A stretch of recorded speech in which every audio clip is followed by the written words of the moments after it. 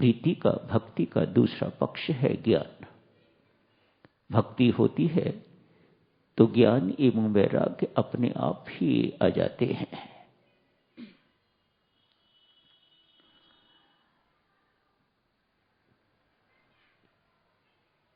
एक शिष्य ने गुरु महाराज से शिकायत की, महाराज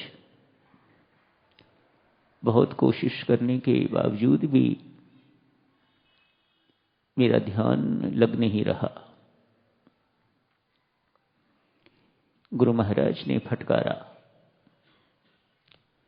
मूर्ख, तूने कभी परमात्मा पर ध्यान लगाने की कोशिश ही नहीं की।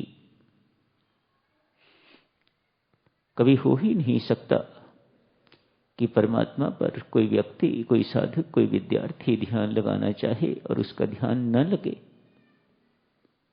तेरा ध्यान तो लगता है मकान बनाने में, तेरा ध्यान तो लगता है किस प्रकार से इनकम टैक्स से, टैक्स वालों से बचाया जा सके, सेल टैक्स कैसे बचाया जा सके, दूसरों की पीठ में छुरा कैसे घोंपा जाए।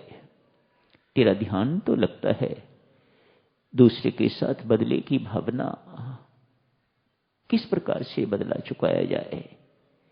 इसकी ये हिम्मत, इसने ये कुछ मुझे कहा है, इन योजनाओं में तेरा ध्यान लगता है। कल कहाँ जाना है, परसों कहाँ जाना है, क्या वहां करना है, इन सब चीजों पर तो तेरा ध्यान बहुत अच्छा लगता है। परमात्मा पर सच मान, तूने कभी ध्यान लगाया ही नहीं। लगाया हुआ होता तो ये कभी ना होता कि तेरा ध्यान न लगता।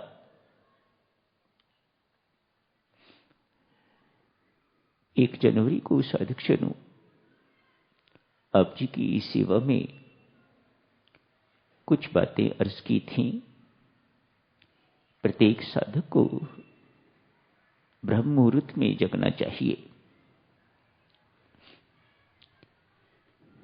उस वक्त की गई उपासना अनंत गुना लाभ देती है, उसकी अपेक्षा जो दिन में किसी वक्त की जाए।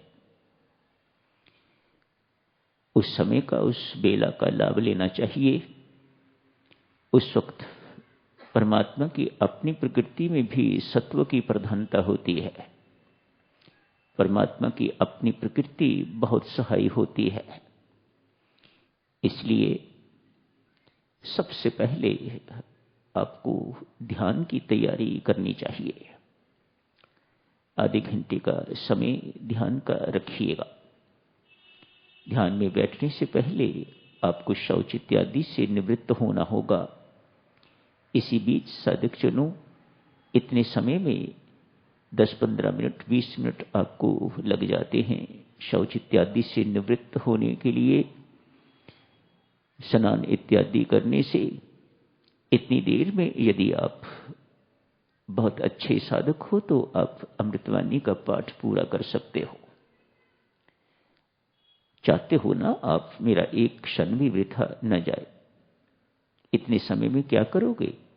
नहाते धोते आदमी क्या करता है? शौच इत्यादि गए हुआ व्यक्ति क्या करता है?